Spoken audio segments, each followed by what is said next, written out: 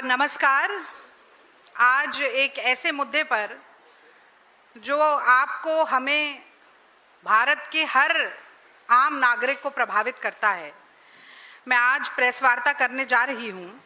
और इस प्रेस वार्ता को कवर करने के लिए सभी जो प्रेस बंधु, प्रेस के साथी, मीडिया कर्मी आज आए हैं, मैं उनका स्वागत करती हूं, अभिनंदन करती हूं और इस्तकबाल करती हूं। और आज एक छोटा सा गाना गाकर मैं अपनी प्रेस वार्ता की शुरुआत करना चाहती हूँ। अब नाम रागिनी है तो कभी कभी करना भी चाहिए। तो ऐसे अच्छे दिन किसी के भी ना आए, ऐसे अच्छे दिन किसी के भी ना आए, महंगाई आसमां को छूती जाए, पेट्रोल डीजल भी सेंचुरी लगाए, ब्रेड दूध के भी लाले पड़ जाए, सिलेंडर में गैस ना भरवा पाए, सोने चांदी पे भी टैक्स लगाए, कि जीना तो मुहाल हो गया, कि जीना तो मुहाल हो गया, महंगाई का भूचाल हो गया, अच्छे दिन का अकाल हो गया, झूठ बोलिए, झूठ बोलिए, झूठ बोलिए। तो मोदी जी इतना भी झूठ मत बोलिए। अभी तो चुनावी रैली में आप यूं हाथ हिला हिलाकर जनता को आश्वासन दे रहे थे कि सब चंगा सी, देश में तेल का, पेट्रोल डीजल का कोई संकट नहीं है। खूब चिल्ला चिल्ला कर कह रहे थे कि कोई महंगाई के बादल देश के आसमान पर मंडराने वाले नहीं हैं। वही राग अमित शाह भी अलाप रहे थे। और अभी 3-4 दिन पहले बनारस में हरदीप पुरी, वही एप्स्टीन फाइल वाले हरदीप पुरी, देश के पेट्रोलियम मंत्री, भी यही कह रहे थे कि हमारे तो रिजर्व भरे पड़े हैं, कोई चिंता की बात नहीं है, कोई घबराने का सबब नहीं है। तो मोदी जी, नहीं मोदी जी नहीं कहेंगे, तो हे स्वयंभू विश्वगुरु महामानव, अगर सब चंगा सी तो कृपया करके ये बताइए कि आज ब्रेड क्रूड का दाम $100 प्रति बैरल से जब नीचे आ गया है, यानी कि साधारण सरल भाषा में कहें तो दुनिया भर में जो कच्चे तेल, क्रूड ऑयल की कीमत है आज करीब करीब $98 प्रति बैरल हो गई है। तो आज ही के दिन, हे महामानव, आपने पेट्रोल में ₹2.87 और डीजल में ₹2.70 क्यों बढ़ा दिए? अगर सब चंगा सी मोदी जी, तो पिछले 11 दिनों में पेट्रोल के ₹8 और डीजल के ₹7.80 बढ़ाने की जरूरत क्यों पड़ी? अगर सब चंगा सी मोदी जी, तो कृपया करके बताइए कि एक्साइज ड्यूटी को लगातार बढ़ा बढ़ाकर जो 43 लाख करोड़ रुपया आपने इकट्ठा किया था, इकट्ठा भी नहीं, वसूल किया था, यानी कि 1000 करोड़ रुपया प्रतिदिन, तो तेल का संकट आने के बाद उस वसूली से ही देश की जनता को आर्थिक राहत पहुंचाने के बजाय आप उसी जनता की मेहनत की, खून पसीने की, गाड़ी कमाई पर डाका क्यों डाल रहे हैं? और अगर सब चंगा सी मोदी जी, तो बंद क्यों नहीं करते ये तिल तिल करके, तड़पा तड़पा के, आम आदमी को बेइज्जत कर करके, कि वो लंबी लाइनों में खड़ा रहे, रात को मच्छरदानी लगाकर पेट्रोल पंप पर सोए, कि वो उसके घर में चूल्हा जलाने की दोबारा से नौबत आ जाए। क्यों ऐसे तड़पा तड़पा के जनता की पेट पर लात मार रहे हैं इस कमर तोड़ महंगाई से? इसका जवाब आपको देना होगा मोदी जी। पर सवाल पूछने के बाद अगर मैं सोचती हूं, तो लगता है कि वो प्रधानमंत्री देश का जिसने 12 साल में एक भी प्रेस वार्ता नहीं की, और जो आदि है, आप आम चूस कर खाते हैं या काट कर? आप थकते क्यों नहीं? आप कौन सा टॉनिक पीते हैं? आप बटुआ दाईं तरफ रखते हैं या बाईं तरफ रखते हैं? जो प्रधानमंत्री ऐसे सवालों का आदी है, वो त्राहिमाम त्राहिमाम कर रही जनता के सवालों का कहां जवाब देगा? तो प्रधानमंत्री जी से तो जवाब मिलेगा नहीं। तो मैंने सोचा कि जवाब की तरफ क्यों ना मैं ही छोटा सा इशारा कर दूं। तो एक खबर और आई है, और वो खबर क्या कह रही है कि जो 3 स्टेट रन ऑयल कंपनीज हैं हमारे देश की, जो कि 90% डोमेस्टिक रिटेल मार्केट को कंट्रोल करते हैं, Indian oil, Bharat petroleum, Hindustan petroleum, उनका Q4 यानी फोर्थ क्वार्टर का कंबाइंड नेट प्रॉफिट, उस प्रॉफिट में 41% का उछाल आया है। यानी जनवरी से मार्च के बीच में जब मोदी जी कह रहे थे कि वैश्विक संकट है, वैश्विक संकट है, हर देश पर मार है, तो इस वैश्विक संकट के दौरान इन ऑयल पेट्रोलियम कंपनीज का कंबाइंड मुनाफा अगर आप देखें, प्रॉफिट देखें, तो 19,470 करोड़ रुपया है। यूं ही थोड़ी अंबानी जी तेल एक्सपोर्ट कर रहे हैं बाहर, जब यहां घर में तेल नहीं मिल रहा है किसी को। तो मतलब कि जब जनता एक एक बूंद, एक एक लीटर तेल के लिए तरस रही है, जब एलपीजी सिलेंडर की किल्लत चल रही है, जब त्राहिमाम त्राहिमाम हो रहा है, सड़कों पर लोग उतर रहे हैं, नारे लगा रहे हैं, बाय बाय टाटा मोदी जी कह रहे हैं, मोदी जी ने धोखा दिया कह रहे हैं, उस वक्त तेल की कंपनियां 19-20 हजार करोड़ का मुनाफा कमा रही है। तो जो सवाल मैंने अभी पूछे, उनका जवाब यही है कि जनता की जेब काटकर, जो मोदी जी कहते थे ना, आप तो कहना बंद कर दिया, इतना लोग ट्रोल करने लगे। पहले कहते थे ना मित्रों, आपने ये महसूस किया कि नहीं कि अब भाषणों में मित्रों मित्रों नहीं करते, क्योंकि मित्रों के नाम पर ही उनको सवालिया निशान उन पर दागे जा रहे हैं सबसे ज्यादा। तो जनता की जेब काटकर अपने मित्रों की तिजोरी भरने का काम मोदी जी और मोदी जी की सरकार कर रही है। इसीलिए बार बार पेट्रोल डीजल के दाम बढ़ाए जा रहे हैं, जबकि ये कहा जाता है कि जहां चाह वहां राह। अपने आजू बाजू देखें, अगर ऑस्ट्रेलिया में एक्साइज ड्यूटी कम हो सकती है, अगर जर्मनी में एक्साइज ड्यूटी कम हो सकती है, अगर ब्रिटेन के प्रधानमंत्री कह सकते हैं कि 100 पाउंड तक का बिजली का बिल माफ करेंगे, अरे छोड़िए, नेपाल में भी 2 रुपए कम हो सकते हैं।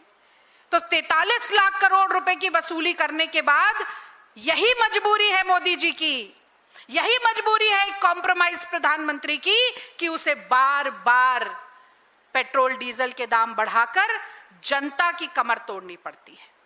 तो आपको याद होगा कि जब यूपीए सरकार का कार्यकाल था, तो भाजपाइयों ने, संघियों ने इस गाने को अपना एंथम बना लिया था।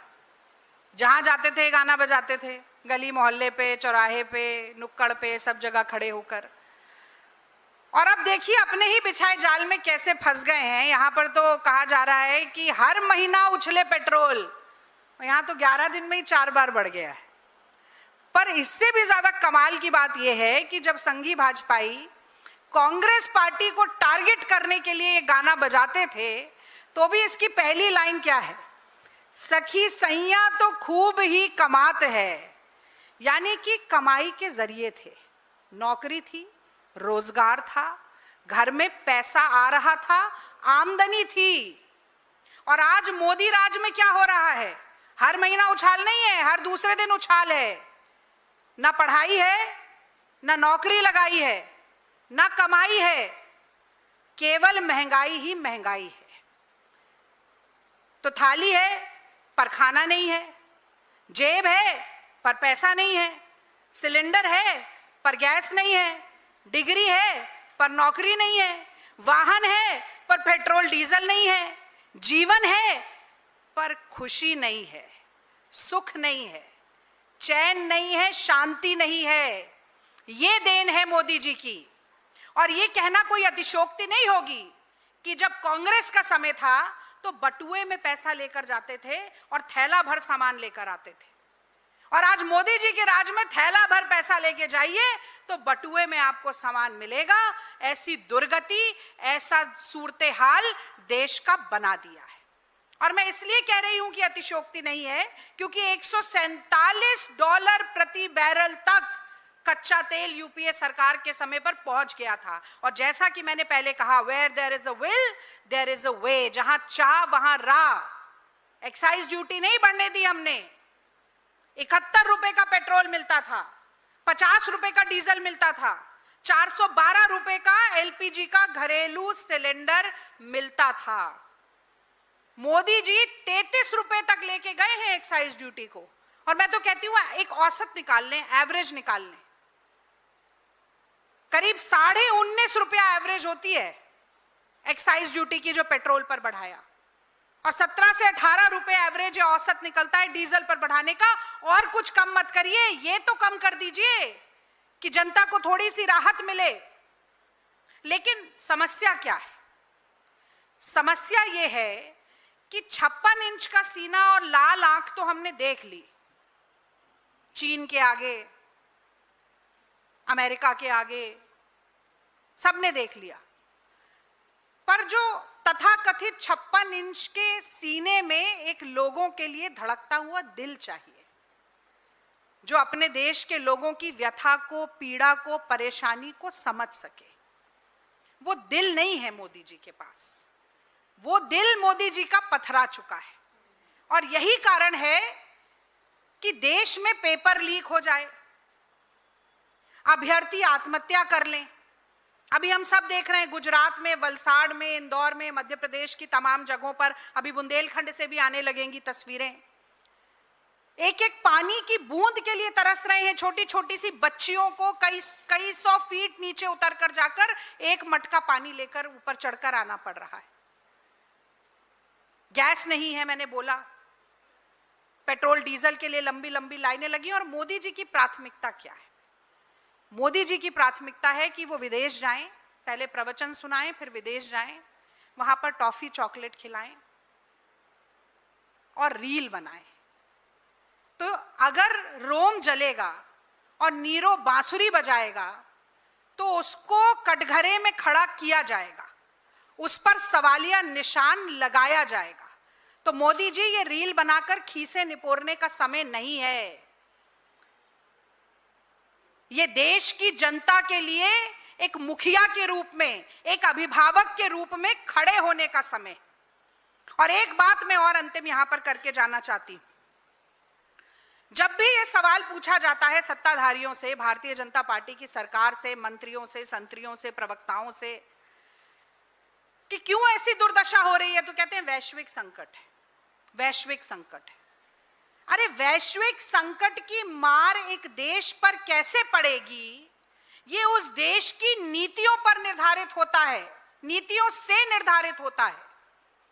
अगर मोदी जी कॉम्प्रोमाइज प्रधानमंत्री ना होते, अगर मोदी जी ने ट्रंप के आगे सरेंडर ना किया होता, तो रूस से सस्ता तेल खरीदने के लिए बार बार अमेरिका के आगे नाक रगड़कर अनुमति नहीं लेनी पड़ती। 12 लाख बैरल हर रोज हमारे देश में कम तेल आ रहा है, उसकी आपूर्ति के लिए चिंता नहीं करनी पड़ती। देश के लोगों को बार बार पेट्रोल डीजल हाइक की मार नहीं सहनी पड़ती। और मैं ये भी याद दिलाना चाहती हूं कि जो हाउस होल्ड इनकम है हमारे देश की, लोगों की घरेलू बचत, ये तो वैश्विक संकट से पहले ही 50 सालों में सबसे कम हो गई थी। चीन के साथ जो ट्रेड डेफिसिट है, 112 बिलियन डॉलर का हो गया था। पहले ही रुपया एशिया की वर्स्ट परफॉर्मिंग करेंसी बन गया था, यानी पाकिस्तान के रुपये और बांग्लादेश के टके से भी ज्यादा कमजोर। 2014 में जो 12 लाख करोड़ का भारत पे ऋण था, वो इस तथाकथित वैश्विक संकट से पहले ही मोदी जी 216 लाख करोड़ तक पहुंचा चुके थे। तो ये वैश्विक संकट को ढाल बना लेते हैं, कभी धर्म को ढाल बना लेते हैं, कभी अपनी जाति को ढाल बना लेते हैं। बार बार अपनी विफलताओं को छुपाने के लिए एक ना एक बहाना ये ढूंढ कर ले आते हैं। पर मैं अंत में ये सवाल जरूर पूछकर अपनी वाणी को विराम देना चाहती हूं कि जो 13 जहाज हमारे स्ट्रेट ऑफ हॉर्मुज में आज भी फंसे हैं, उनको वापस कैसे लाइएगा मोदी जी? मेलेडी खिलाकर। जो रोज तेल की कमी हो रही है हमारे देश में, उसकी आपूर्ति कैसे कीजिएगा? मेलेडी खिलाकर। जो इतना ऋण हमारे देश पर आज चढ़ा हुआ है 216 लाख करोड़ का, उसे कैसे उतारेंगे? मेलेडी खिलाकर। ट्रंप चीन जा रहे हैं, ऑपरेशन सिंदूर के समय चीन जाकर खड़ा हो गया पाकिस्तान के साथ। अपनी विदेश नीति को कैसे सुधारेंगे? रील बनाकर और मेलोडी खिलाकर। मुझे लगता है कि अटल बिहारी वाजपेयी जो राजधर्म सिखाते थे ना मोदी जी को, राजधर्म सीखो, राजधर्म सीखो, ये देश चलाने का, राज चलाने का धर्म, उन पाठ उनको बार बार सिखाना पड़ता है। पर मोदी जी विद्यार्थी अच्छे नहीं है, सीख ही नहीं पाते, शायद इसीलिए एंटायर पॉलिटिकल साइंस की डिग्री लिए बैठे। तो बार बार उनको ये पाठ पढ़ाना पड़ता है कि मुखिया मुख सो चाहिए, खान पान सब एक, और पाले पोसे सकल अंग, तुलसी सहित विवेक। तो हम ये नहीं मानेंगे कि मेलोडी खाओ खुद जान जाओ। आपको सवालों के जवाब मोदी जी देने पड़ेंगे, और सबसे पहले एक प्रेस वार्ता करवाइए, खुद तो आप करेंगे नहीं, और आश्वासन जो आप चुनावी रैली में देते थे आज देश की जनता के सामने दीजिए कि इसके बाद पेट्रोल डीजल का दाम नहीं बढ़ेगा, एलपीजी सिलेंडर 5,000 रुपए के ब्लैक में नहीं मिलेगा, और कितनी जल्दी आप ये दाम कम करने की शुरुआत करेंगे, इसके ऊपर एक प्रेस वार्ता करिए, वरना मान लीजिए कि आप और आपकी सरकार पूरी तरह से नाकारा और निकम्मी सरकार है। बहुत बहुत धन्यवाद। जय हिंद। मैं कोशिश करूंगी कि आपके सवालों का जवाब दे सकूं। रागनी जी, कहाँ से बोले? हाँ, जी बोलिए। जी, मेरा सवाल ये है कि बिल्कुल महंगाई एक बहुत बड़ा मुद्दा है और तमाम बातें अपने महंगाई के मद्देनज़र कही है। क्या कांग्रेस पार्टी महंगाई के मुद्दे पर, क्योंकि आप देख रही होंगी कॉकरोच जनता पार्टी जैसे तमाम लोग जो हैं महंगाई, बेरोजगारी जैसे मुद्दों पर सरकार को घेर रहे हैं और एक स्पेस जो है वो लेते हुए नज़र आ रहे हैं, क्या कांग्रेस पार्टी भी सड़कों पर आएगी और महंगाई के मुद्दे पर और इसके साथ ही साथ बेरोजगारी के मुद्दे पर? मोहित जी, ये तो बहुत ही कमाल का सवाल है, क्योंकि मुझे लगता है कि पिछले 4-5 दिन से जिस तरह से कांग्रेस पार्टी, एनएसयूआई, युवा कांग्रेस के बैनर तले लाखों नौजवान राजस्थान में, तेलंगाना में, कर्नाटक में, देश के कोने कोने में सड़कों पर उतर कर आ रहे हैं, उसके बावजूद अगर ये सवाल पूछा जाए कि कांग्रेस पार्टी क्या करेगी या कोई और स्पेस ले रहा है, देखिए, जब जनता के दुख दर्द की बात होती है तो कांग्रेस पार्टी के लिए स्पेस लेने की लड़ाई नहीं है, ये जनता की आवाज को बुलंद करने की, उनके दुख दर्द के मानी समझने की, उनके हक और हुकूक की लड़ाई लड़ने की कवायद है। और मुझे लगता है कि जिस तरह से जनता ने रिस्पांस दिया, नौजवानों ने रिस्पांस दिया, जो हमारे साथ आकर जुड़े, और खास तौर से एनटीए बैन करो, धर्मेंद्र प्रधान इस्तीफा दो, बेरोजगारी खत्म करो, महंगाई खत्म करो, और अब तो मोदी जी इस्तीफा दो के भी नारे लग रहे हैं। मुझे लगता है बहुत जल्दी मोदी जी का झोला उठाकर बाहर निकलने का समय आने वाला है। आप कुछ पूछ रहे थे? मैम नमस्कार, मैं सुमंत हूँ जी न्यूज़ से। मैं ये जानना चाहता हूँ, महंगाई को लेकर आपने तमाम बातें कही, लेकिन कांग्रेस पार्टी की सरकार से स्पेसिफिक क्या मांग है महंगाई से राहत दिलाने को लेकर सरकार से? देखिए, मैंने अभी बोला जी, सबसे पहले तो सरकार की तरफ से एक प्रेस वार्ता हो जिसमें ये आश्वासन दिलाया जाए कि पेट्रोल डीजल के दाम बढ़ेंगे नहीं, घटेंगे।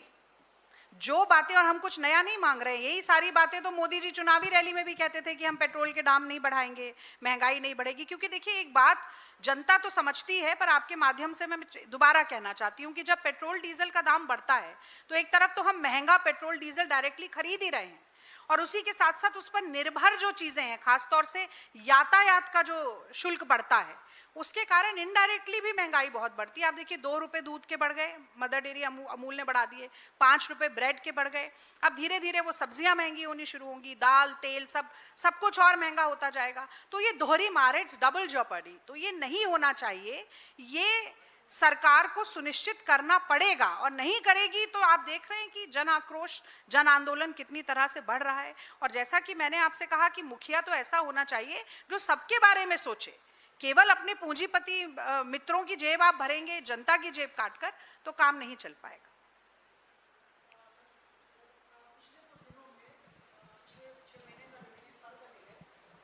बहुत सारे ऐसे, चाहे मनरेगा हटने का मुद्दा हो, मनरेगा का उन्होंने नाम बदल के उसमें प्रावधान बदल दिए, पेट्रोल डीजल बढ़े, ऐसे बहुत सारे मुद्दे आए जिन पे कांग्रेस पार्टी को मौका मिला कि वो सड़क पर उतरे और रोड जाम करे। लेकिन होता क्या है कि चाहे राजस्थान हो, जहाँ पे आप मजबूत स्थिति में हैं, वहाँ पे एनएसयूआई उतर के प्रदर्शन करती है, पुराने कार्यकाल में हम देखते थे भारत बंद हो जाता था, वैसा उस टाइप का कांग्रेस पार्टी कुछ करते दिखाई देती नहीं है। देखिए, मैं तो कल से 2-3 दिन से जो भी ट्वीट करती हूँ या सोशल मीडिया पे अपनी पोस्ट डालती हूँ, उसमें मैं लिखती हूँ कांग्रेस इधर है, गोदी मीडिया किधर है।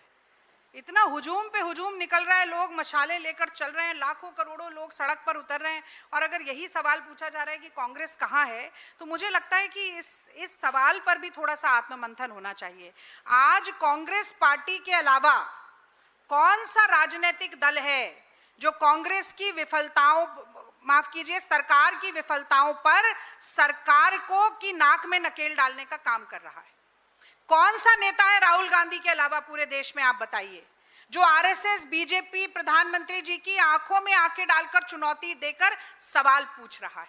तो मुझे लगता है कि लोकतंत्र का जो चौथा स्तंभ है, उसको भी कहीं ना कहीं ये समता और समानता की सत्ता जो कर रही है, उसके खिलाफ विपक्ष क्या कर रहा है, उसको भी बराबरी से प्रदर्शित करना चाहिए, ताकि ये समन्वय बना रहे।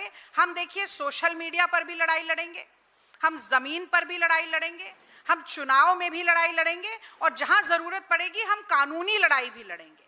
तो कांग्रेस पार्टी न पीछे हटी है, न पीछे हटेगी। और जहां तक कांग्रेसियों का सवाल है, तो जैसा कि राहुल जी कहते हैं, हम बब्बर शेर हैं, किसी से डरते नहीं, किसी के आगे झुकते नहीं। धन्यवाद, थैंक यू।